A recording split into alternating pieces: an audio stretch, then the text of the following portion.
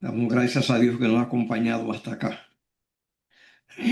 Bien, cuando comenzamos este seminario, dijimos que una de las razones por la cual se escribió el libro del Apocalipsis, la razón primera de todas, es revelar a Cristo, la revelación de Jesucristo.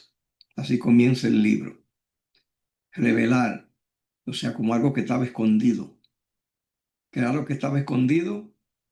Bueno, que nosotros ya hace 2000 años que hemos leído la Biblia, conocemos el Evangelio y ya se nos ha hablado mucho acerca de Cristo. Pero con el caso de Juan y de la gente de su tiempo no era igual, porque Juan era judío, Cristo vino al mundo como humano, como judío, y Juan trabajaba con Cristo, era compañero de Cristo, era de los discípulos, ellos eran un grupo. Y Cristo, pues, era un hombre, como nosotros en la tierra.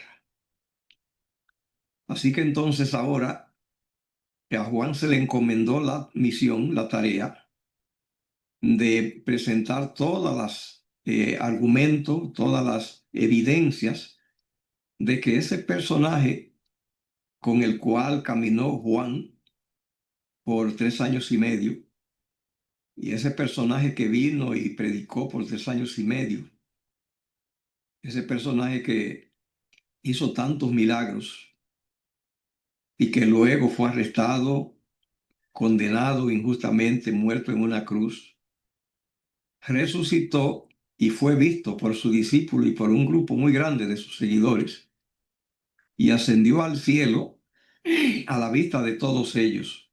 No fue cosa en secreto. Era para que se supiera, pero el mundo entero, no solamente un grupo reducido como el que estaba allí cuando Cristo asciende al cielo, debía saber acerca de Cristo. Así que entonces el libro de Apocalipsis es encomendado a Juan para que Juan simplemente con su pluma, con su trabajo, revele a Cristo. Fue un mensaje que Cristo le dio a Juan. Y Juan, pues, se le asignó esa tarea, lo escribió y lo tenemos hasta hoy, 2000 años, leyendo acerca de ese personaje, difundiéndose la información de quién era ese personaje, de que ya aquí hemos visto en Apocalipsis que era Dios, porque en el capítulo 4 allí llamaron a Juan al cielo y allá vio un trono. Y eso de un trono en el cielo dice mucho. Habla del trono del universo. Y luego vio a uno sentado. Y a ese que vio era a ese personaje, a Cristo. Y luego cómo él trabajaría durante el periodo de la historia, por 2000 años. Y también el mal en su apogeo, manifestándose y obrando. Las fuerzas del mal, las fuerzas políticas, el imperio romano, la iglesia persiguiendo y toda esa situación en la historia y cómo Cristo se mueve en medio de todo eso y cómo terminará. Estamos a punto de ver cómo termina todo. A eso le llamamos entonces de que se trata de una guerra. Ya vamos a hablar hoy eso de una batalla. Se le llama también un conflicto, se le llama el conflicto cósmico, porque ya nosotros vimos en Apocalipsis capítulo 12, versículo 17, que hubo una gran batalla en el cielo. Así que se trata de eso, de desenmascarar esa batalla. Millones de gente nacen en este mundo y mueren, y nadie le dijo que acá él nació en un mundo que está en guerra. Y que esa guerra trasciende a la tierra, comenzó en el cielo. Y allí dice que Miguel y sus ángeles luchaban contra el dragón, que luchaba el dragón y sus ángeles, y que el dragón es Satanás.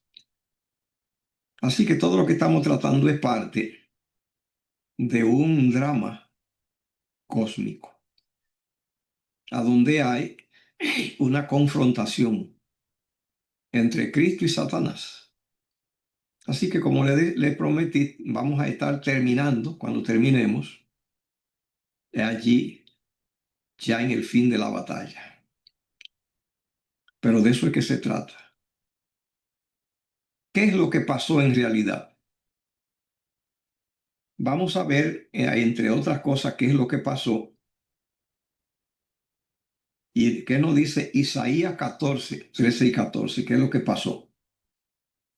Isaías 14, 13 y 14 habla de un personaje y aquí narra eh, palabras que él expresó. Dice Isaías 14, 13 y 14, leo desde el 12, Isaías 14, 12. Dice, como caíste del cielo, oh lucero, hijo de la mañana. Cortado fuiste por tierra, tú que debilitabas a las naciones, tú que decías en tu corazón. Hablar en el corazón indica que es algo que se maquina, pero no se publica, no se manifiesta. Así Satanás trabajó. Ya de eso hablamos mucho en el estudio pasado. Cómo solo Dios sabía que Satanás, ese ángel estaba en conspiración, pero él solamente lo decía en su corazón. Como Dios lee el corazón, entonces se pudo dar cuenta. Pero aparte de Dios, ninguno de los ángeles se dio cuenta de la magnitud y la naturaleza del conflicto, sino hasta que Cristo vino, nace, y entonces se ve que Satanás maquina matarlo. El ángel le avisó a José, huyó a Egipto, pero después va al desierto, cuando Cristo está en el desierto, y ya hemos leído las tentaciones en Mateo capítulo 4, a donde este personaje le sugiere a Cristo que lo adore, y le dijo que los reinos del mundo y la gloria de ellos son de él. Y todo eso, pues, la gente aquí en el mundo no lo vimos, pero las cámaras de televisión del universo, ellas todas están puestas sobre la Tierra. Recuerde que solo la Tierra está en conflicto y los mundos son millones de millones. Así que aquí hay que estar puesta la atención. Y todos miraron eso. Y miraron cómo se movió todo contra Cristo y los seres humanos no veían, porque tenemos la vista oscura, pero ellos de allá arriba ven todo, veían a Satanás y sus ángeles moviendo las conspiraciones contra Cristo y moviendo todo el proceso de condenación y muerte. Y eso es lo que lo desenmascaró. Entonces ya cuando Cristo va al cielo y allá se siente en el trono, entonces ya eh, Satanás, que entraba y salía ocultando sus planes, ya no quedaron más ocultos y le dijeron, tiene que irte, ya no puede estar acá. Así que eso es lo que nos habló de una batalla en el cielo, pero dice fue lanzado a tierra. Sus ángeles fueron, ¿cómo se llama? También precipitados con él. Y la batalla entonces del cielo se trasladó a la tierra. Y vimos que eso tiene muchos años, esa pelea, esa batalla.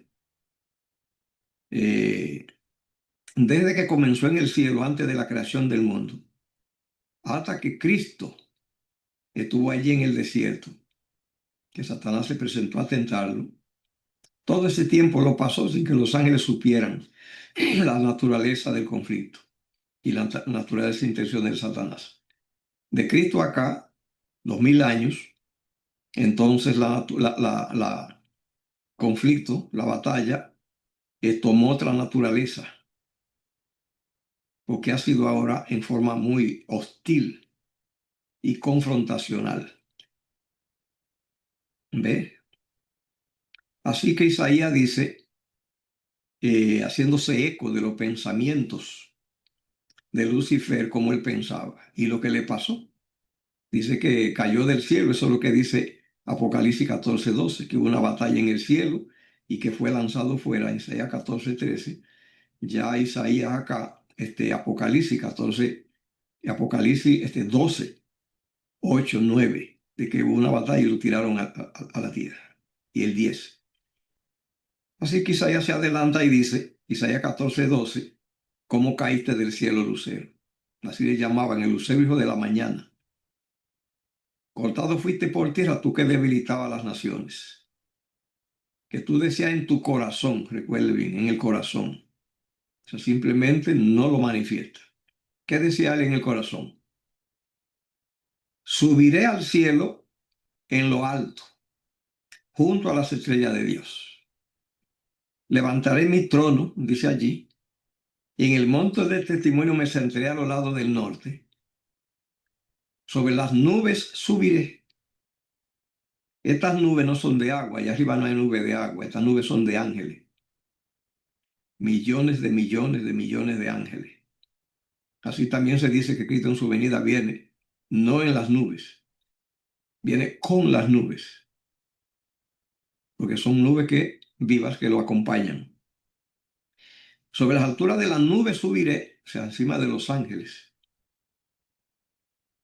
Y dice, y seré semejante al Altísimo. Esa es su meta. Así que ya entendemos bien cuál es la naturaleza de batalla.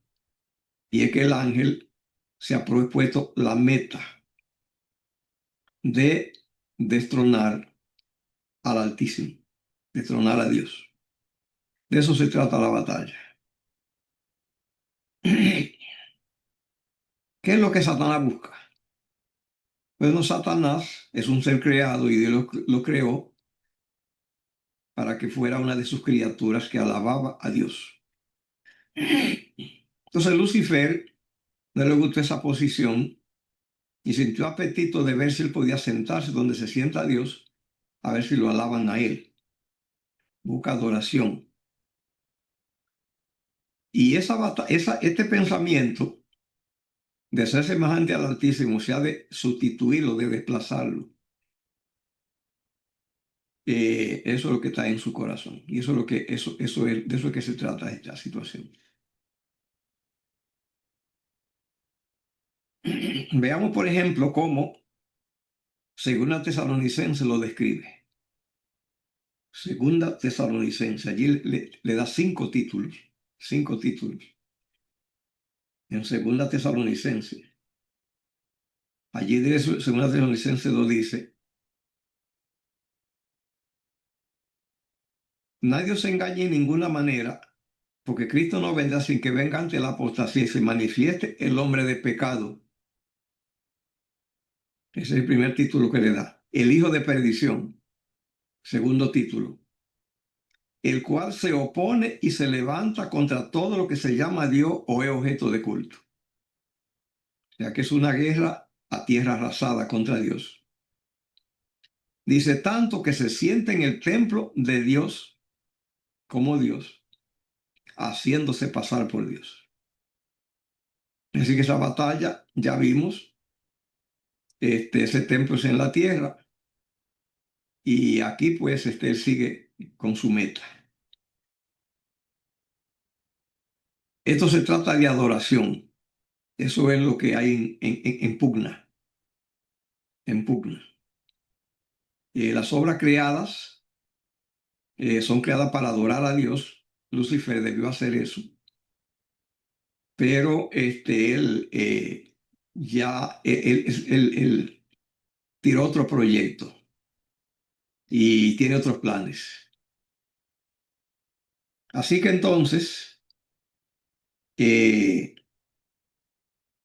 vamos a continuar con Apocalipsis capítulo 13, pero ya entendemos bien de qué se trata, porque en Apocalipsis 13 allí comienza la confrontación y la batalla. Apocalipsis 13:1 dice, me paré sobre la arena del mar y vi subir del mar una bestia. Recuerde ver que según Daniel 7:17, bestia es el gobernante del imperio, de un imperio. Ese es un rey. Así que esta bestia aquí está hablando esta bestia representa aquí los reyes o gobernantes de Babilonia, Medo-Persia, Grecia y Roma, porque recuerde que esas son las bestias que vio Daniel en Daniel 7. León, oso, leopardo y otra cuarta bestia. Y Juan está viendo una sola bestia, pero está hecha de pedazos de ellos. O sea, ellas tres se amontonaron, se agruparon. Es lo que dice Juan, dice. Dice aquí que tenía 7 cabezas y 10 cuernos. Entonces usted indaga y pregunta, bueno, ¿y esa cabeza de dónde vinieron?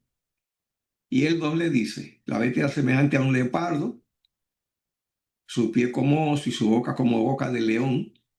Ya le dijo, porque esas son las 3 bestias que Daniel vio en Daniel 7. Él vio 4, pero hubo una que él no describió 3. Las que él describió son estas. Daniel vio allí en Daniel 7:1 que del mar, como acá está pasando, que está sobre del mar, pero Daniel vio 4 porque él estaba operando, viviendo cuando comenzaba la historia. Juan está viviendo cuando termina, cuando ya está en su fin. Daniel estaba en la primera bestia. Juan está cuando está en la cuarta. Así que entonces dice que esta bestia que él vio era semejante a 3 bestias. Y usted ve que eran las de Daniel 7. Dice, semejante a un leopardo, los pies de oso, la boca como boca de león. Dice, pero tenía 7 cabezas. Pero lo que pasa es que la bestia de Daniel, la primera tenía una cabeza, era león. La segunda como un oso tenía una cabeza, son 2. La tercera como un leopardo tenía 4 cabezas, son 6. Y la cuarta que él vio tenía una cabeza y 10 cuernos, son 7 cabecitas, las pilas. Y tienen 7 cabezas y 10 cuernos. Ok.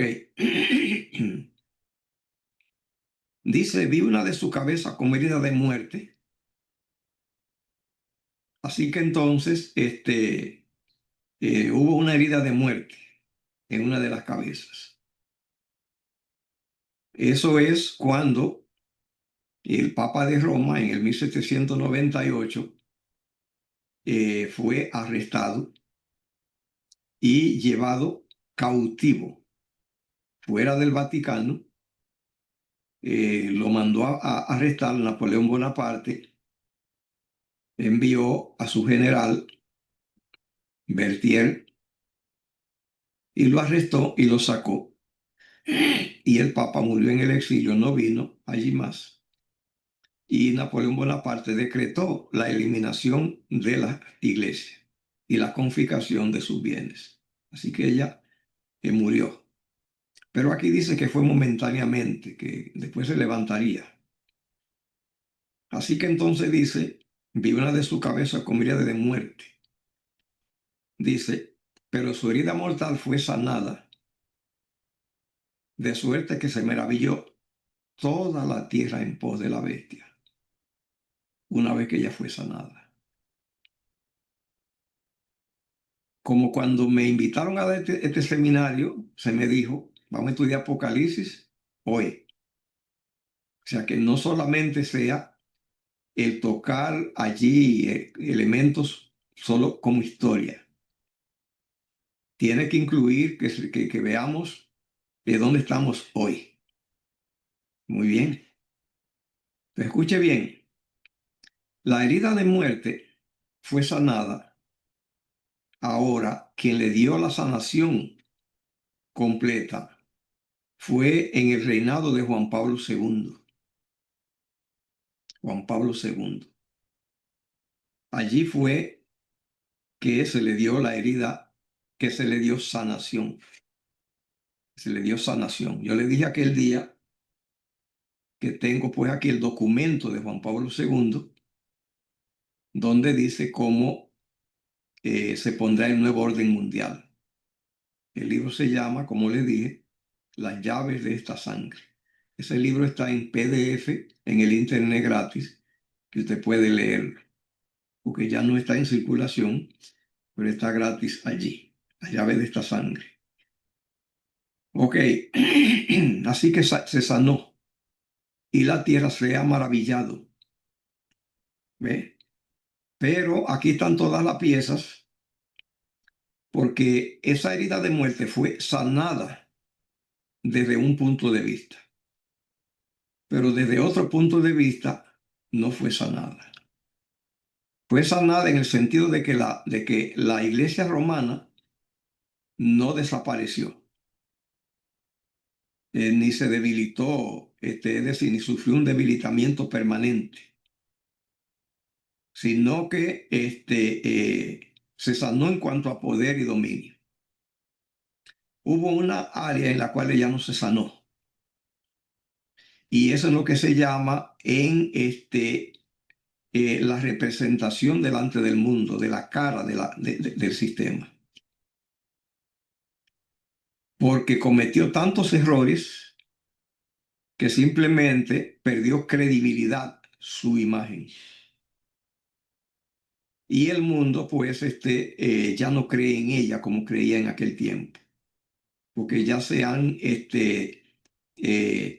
ventilado, aclarado, desenmascarado, publicado todos sus crímenes. Y demasiada gente le perdió el respeto y no cree en ella. ¿Ve? Así que entonces ella, acá en el libro dice que buscaría un recurso para ella continuar ejerciendo su poder, pero claro, con cara ajena. Tendría que buscar un camuflaje. Yo no sé si usted ha visto que en ocasiones, yo lo he visto un par de veces en toda mi vida, de unos chistosos que hay, que ellos, y aún he visto predicadores que han usado esto, y es que preparan un muñeco, y este muñeco, ellos son hábiles, son muy geniales, y ellos manejan este muñeco de suerte de que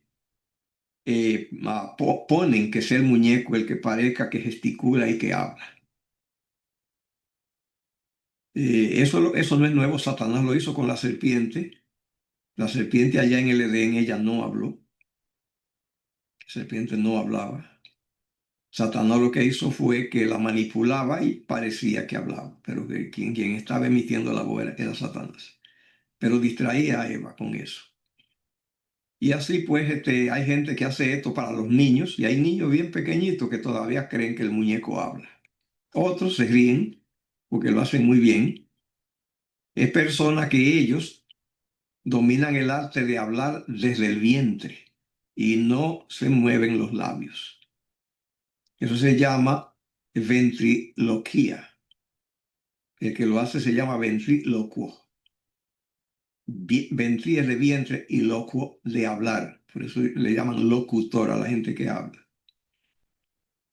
Así que la iglesia romana entonces tenía que buscarse ahora una carátula que fuera más bonita, más atractiva que la carátula ya del Vaticano y de Roma. Pero como las carátulas no tienen vida propia, simplemente alguien las manipula. Esa carátula no tiene poder, es solo una cara. El Vaticano sigue con todo su poder. Lo único que buscó un maquillaje, porque a la cara si esa quedó desacreditada, pero el manejo por debajo sigue intacto y cada día con más poder, porque el sueño de poner un gobierno mundial que se llama la globalización o nuevo orden mundial, ese es el nombre social y político que le dan, eso sigue en pie y la Biblia dice que se pondrá, que ese es el anticristo.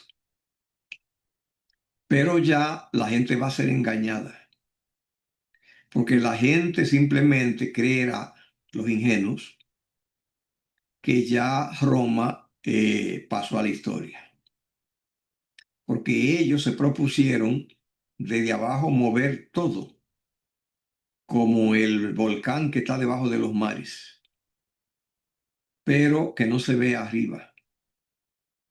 Y que arriba pues haya algunos aves volando tranquila o venga allí unos peces a jugar en la superficie, que distraigan.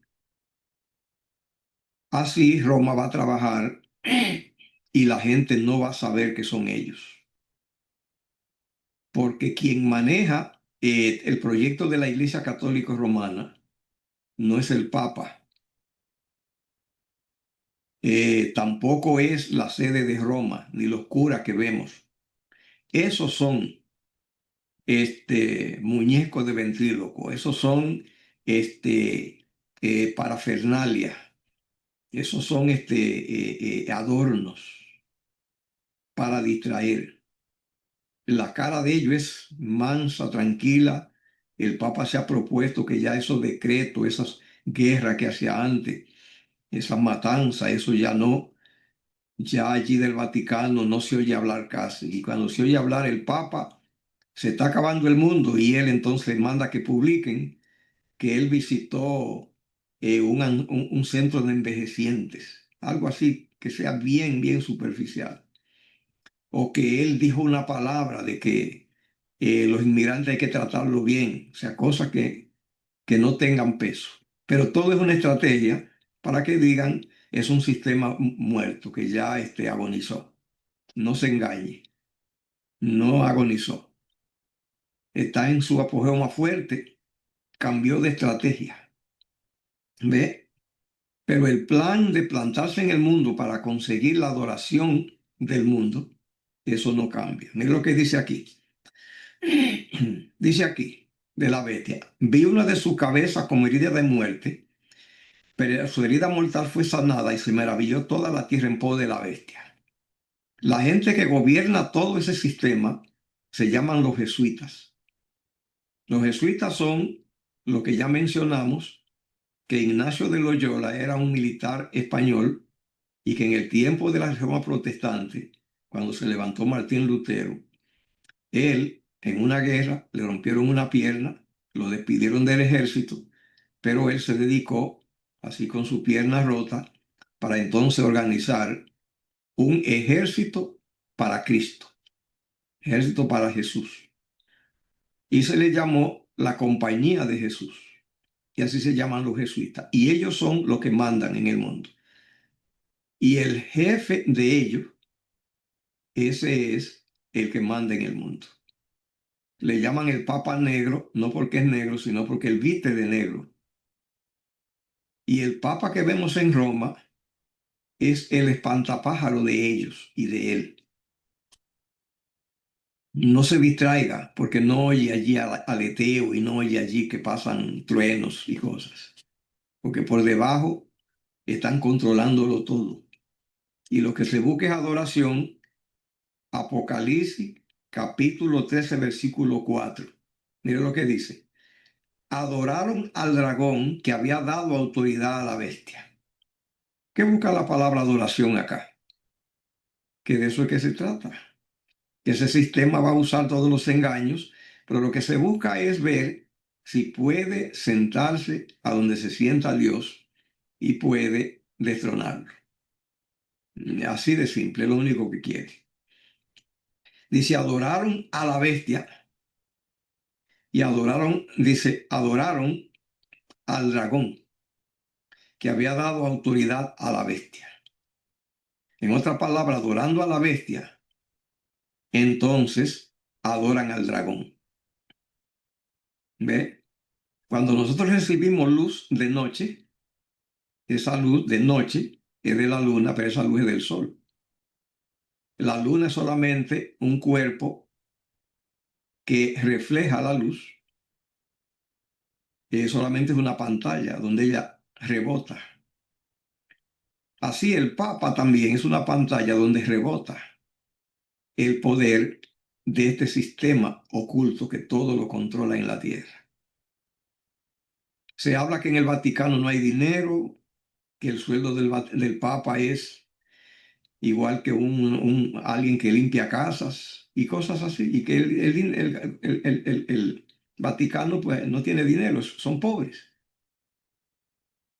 Sí, todo eso es la pantalla. Todo el dinero del mundo lo maneja el Vaticano. ¿Por qué? Porque simplemente allí está casi todo el dinero.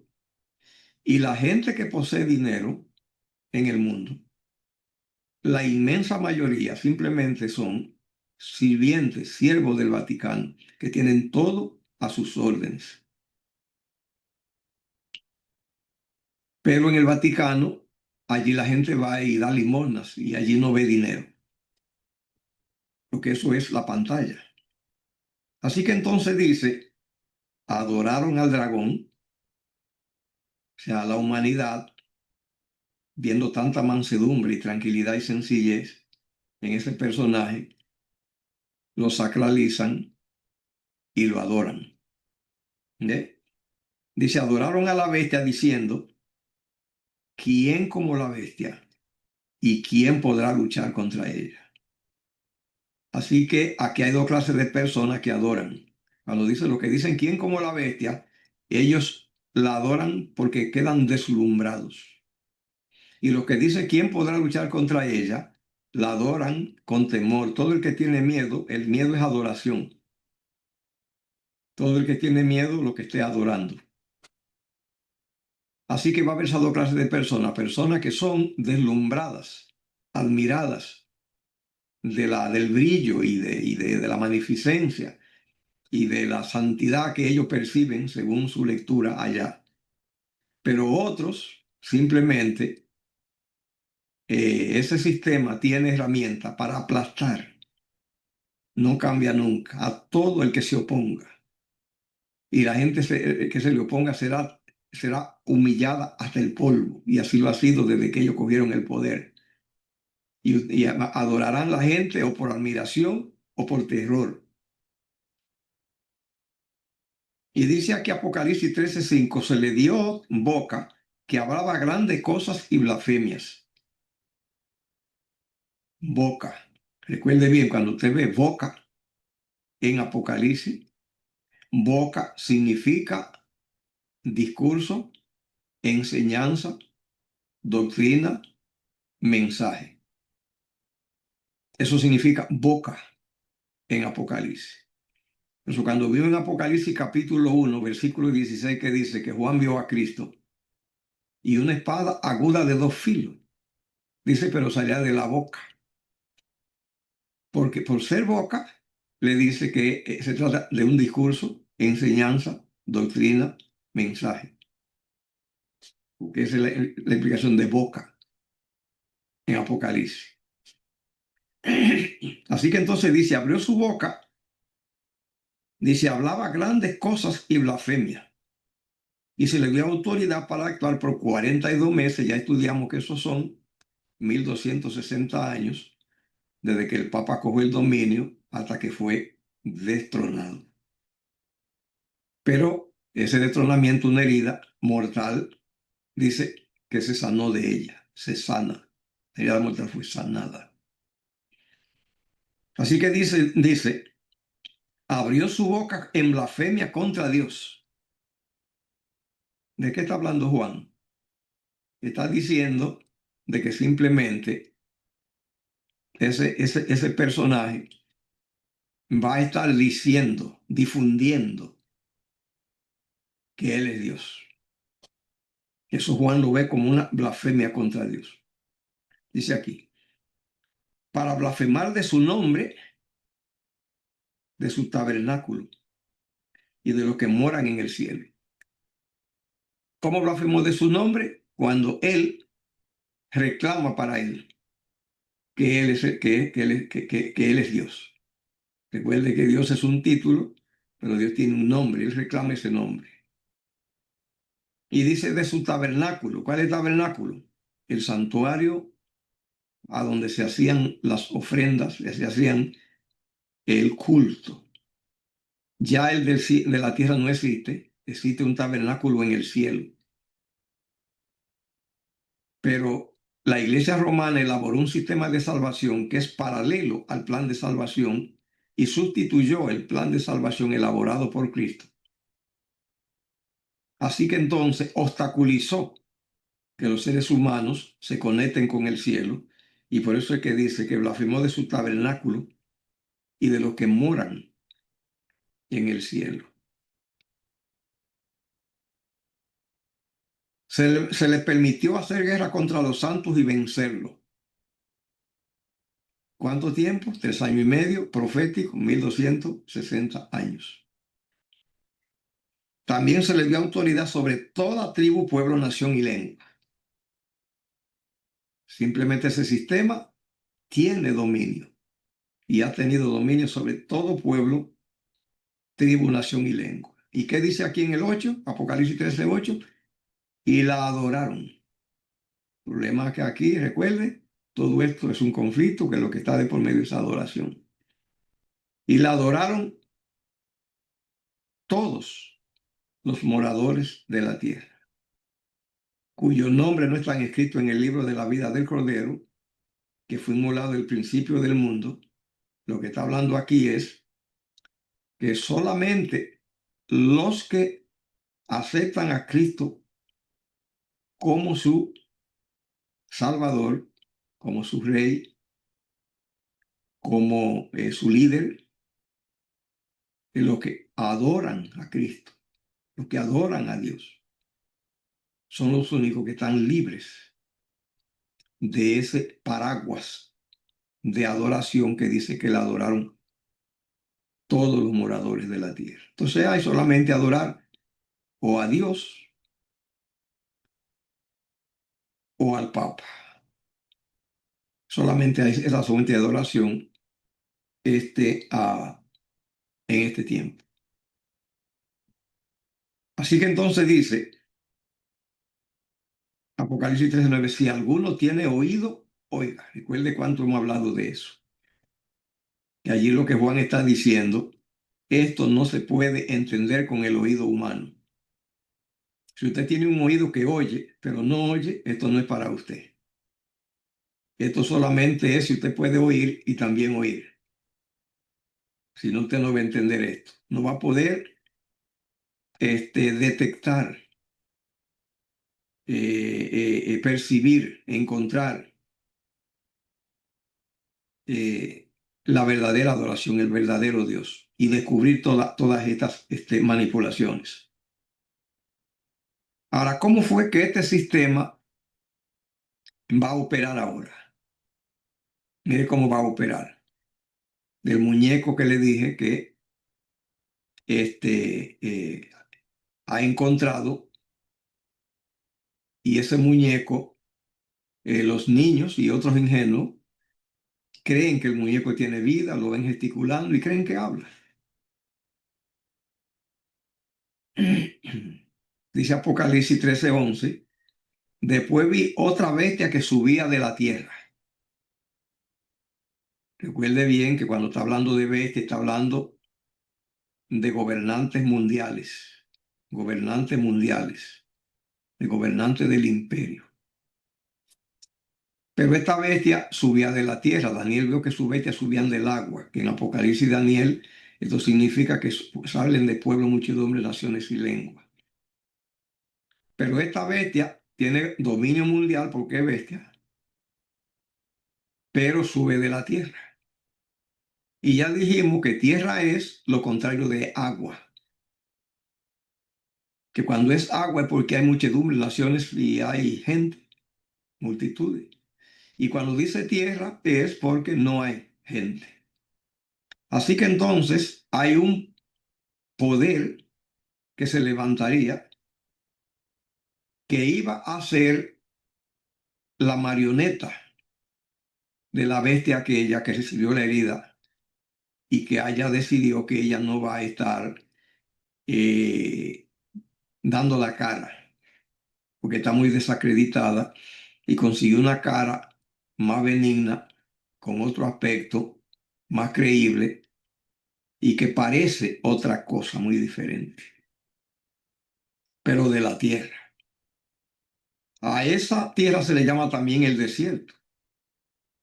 Simplemente está hablando de que no hay agua, no hay muchedumbre. O sea, ¿cuándo surge esta bestia? Aquí dice cuándo. Tiene un adverbio de tiempo que dice después. ¿Después de qué? Acá no hay desperdicio.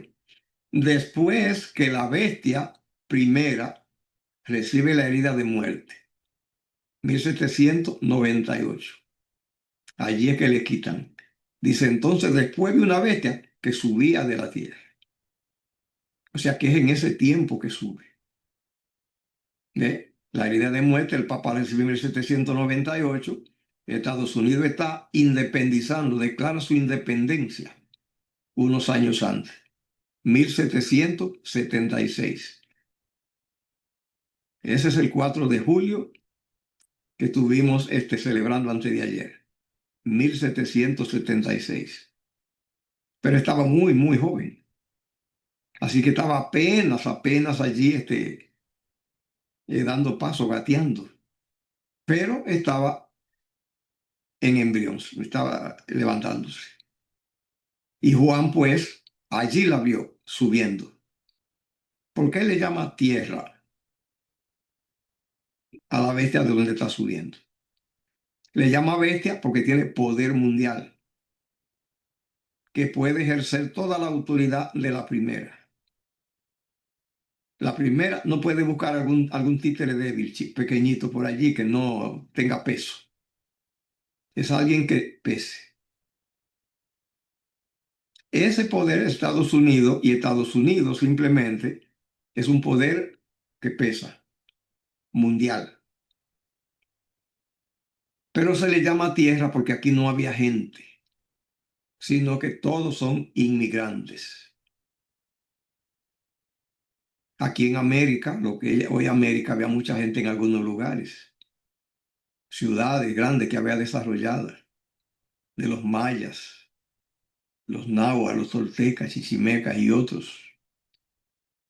En Perú había un imperio, en México había un imperio, en Guatemala había un imperio. Acá no, acá en el norte no, había un poco de tribus nómadas que corrían de un lado a otro, cazando nada más.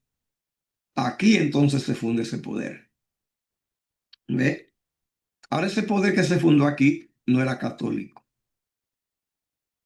sino un poder diferente, un poder evangélico, un poder con la Biblia, un poder sin imágenes. Roma se desacreditó con tantas imágenes y con tantas cosas.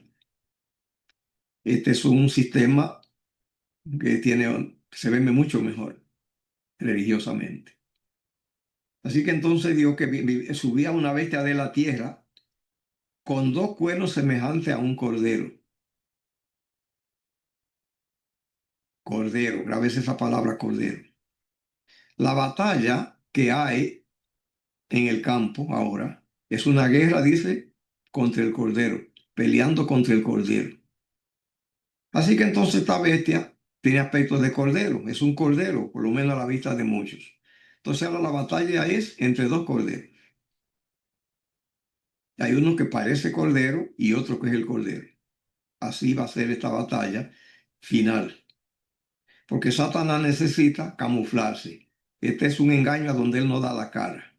Si él dice yo soy el diablo, nadie lo sigue, o muy pocos.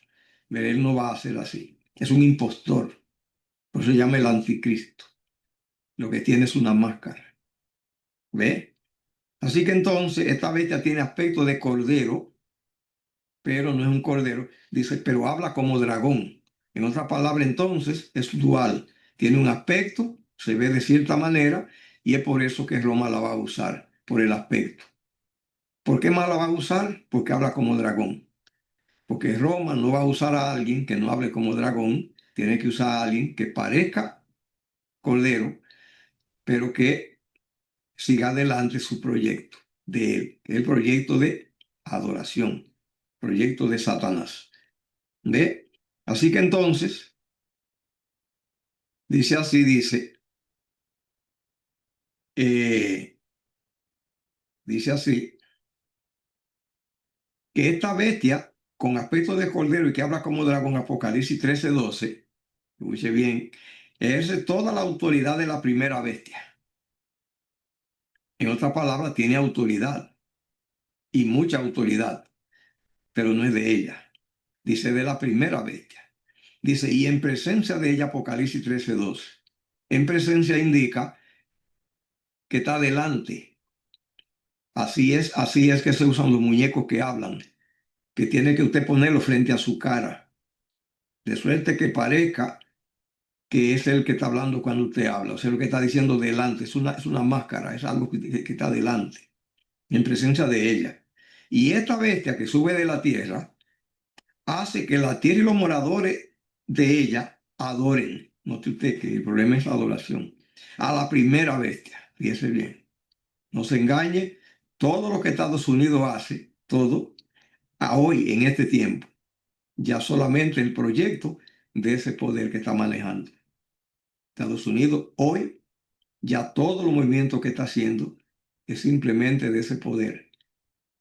El método que usan ellos, los jesuitas, es estudiar, escuche eso, todas las actividades que se hacen en el mundo, para ellos camuflarse e infiltrarse.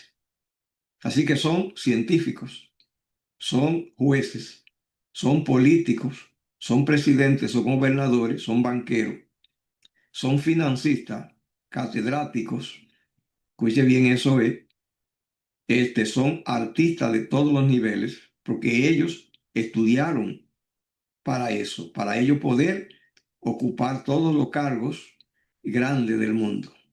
La Corte Suprema de Justicia aquí, la mayoría son ellos. Ellos compran a los congresistas o los crían. O sea, que usted ve un congresista hoy y ese congresista no es que ellos lo compren. Ese congresista usted lo vio surgir hoy cuando él corrió a la carrera. Oh, un nuevo congresista. Eso fue usted que lo vio hoy. Ellos no.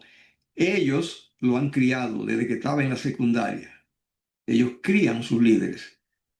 Usted lo ve hoy el día que corre para presidente. Wow, ¿y este quién es? Eso es para usted. Ellos no. Ellos están abajo, ellos tienen paciencia, ellos trabajan a largo plazo. Ellos no se desesperan. Ellos crían sus piezas y cuando suben son piezas que ellos criaron. Así son casi todos los presidentes que usted ve en el mundo, sobre todo los presidentes latinoamericanos. Esa gente viene siendo pupilos, viene siendo alumnos. Esa gente estaba siendo criada desde abajo. El día que aparece, ese día que le dicen, bueno, hoy te tiramos. Hoy te tiramos. Así hacen también con los deportes. Así hacen con los deportistas tienen que entrenar y tienen que ¿cómo se llama? Prepararse muy bien. Ellos no vienen a aprender el día que se tiran allí. Ese día que se lo trae, esa gente pues ya tiene que saber competir. Entonces ya tenía mucho tiempo entrenando. Pues así ellos tienen con los políticos, tienen con los banqueros y con toda la gente en cargos que usted ve. Esa gente se los cría desde la secundaria, en universidad, se los cría. Ok. Y ellos infiltran todo, ellos tienen infiltrado a los Estados Unidos a todos los niveles. Y entonces ellos no dan la cara. Los presidentes y los políticos visibles son sus títeres. Que ellos, escuche bien eso, o los sobornan o los matan, porque esa es la herramienta de Roma. Esa es la herramienta. Sí o sí. Se llama el método del palo y la zanahoria. Te dirá, ¿y eso qué es? Pues esa frase se inventó cuando había una persona que ellos cazaban conejos. Y encontraron esta gente que a los conejos les encantaba la zanahoria. Pero el plan de agarrar el conejo era para comérselo. No era para tratarlo bien como una mascota, como un gato, un perro. O sea, no era con buenas intenciones, pero se le da zanahoria para que coman. Y con una mano le daba la zanahoria y con otro un garrote. ¿Ve? Si él que venía la zanahoria, lo agarraban. Pero si estaba muy escondiéndose, le dan un palo. Así es que ellos trabajan. Simplemente Cuando usted oye que cae muerto por allí un político, que lo asesinan o le dan un golpe de Estado, son ellos, porque no se portó bien o le estaba estropeando sus planes. Aquí en los Estados Unidos, los jesuitas han asesinado 3 presidentes porque se le oponían. ¿Ve? Ellos envenenaron a Jackson. Después de leer una historia, con cianuro lo envenenaron en una comida. Ellos fueron los causantes, los jesuitas, de la guerra civil de Estados Unidos. La guerra civil, 1863. Ellos eran los que trabajaban para que se dividiera el país en dos y que los estados del sur se separaran. Para ellos quedarse allí con los esclavos afroamericanos, con los negros, y luego producir mucho algodón y caña en la Florida y todo eso, y algodón en Carolina del Sur, Carolina, del norte y del sur y todos esos estados por allí, Alabama. ¿Ve? Abraham Lincoln se oponía a eso, no quería esclavitud. Así que los jesuitas entonces movieron la guerra, murieron como 500,000 de ciudadanos americanos en la pelea. Y yo visité el sitio donde fue la última batalla en Pensilvania, en Gettysburg, visité personalmente. ¿Ve? Pero Abraham Lincoln ganó el partido de Abraham Lincoln en la batalla, en la guerra. Derrotaron a los unionados, así le llamaban. ¿Y qué pasó? Que poquito tiempo después de la guerra asesinaron. Estaba Lincoln en una reunión y entró alguien con un revólver y se lo descargó en la espalda y lo mató. Y lo persiguieron, lo atraparon y encontraron que era un jesuita. Y encontraron que la persona que era el mentor del plan huyó y lo persiguieron y desapareció cuando entró al Vaticano.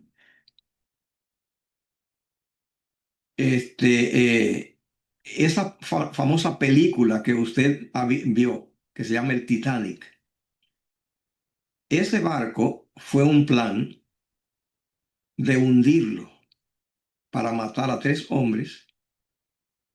Se hizo todo ese proyecto, fabricar el barco, gastar todos esos millones en el lujo que tenía ese barco y llenarlo de gente con más de 1.500 pasajeros de Inglaterra para venir a los Estados Unidos. Y allí vino la clase más refinada. Y todo el plan para matar a 3 hombres, porque se oponían a un plan que los jesuitas querían implantar en los Estados Unidos, que querían poner la Reserva Federal que hay aquí en Estados Unidos. La Reserva Federal no es americana, es de ellos. Y estos ricos eran los hombres más ricos de acá. Se oponían porque tenían el dinero. Y ellos planificaron. Y el piloto que no hizo caso cuando le avisaron que había unos témpanos de hielo, no es que él no supo. Él había echado allí más de 20 años cruzando por allí, conocía los témpanos de hielo y era un experto. Es que le dieron órdenes que hundiera el barco. Y los jesuitas, ellos tienen un juramento que la vida de ellos no vale para nada. Que simplemente el jesuita cree en su jefe y ellos no hacen preguntas sobre las órdenes que le dan cuando la orden es que ellos se quiten la vida en un plan a donde tenga que matar a alguien. Y no importan los muertos. Así es el juramento de ellos. Yo lo tengo aquí en el libro que le presenté, que se llama Call War Babylon. Y en otros lugares, usted puede saber mucho acerca del juramento de los jesuitas y cómo trabajan. Son así. Que el método es el asesinato, ahogar en sangre. Los muertos no importan. No hay ningún método. La idea es, el fin justifica los medios. No hay ningún crimen que sea escalofriante que ellos lo saquen de la lista. Ellos dicen para Dios a todo, ellos creen que trabajan para Dios. Así que trabaja para eso. Entonces, este, dice aquí que esta bestia que sube de la tierra ejerce toda la autoridad del papado.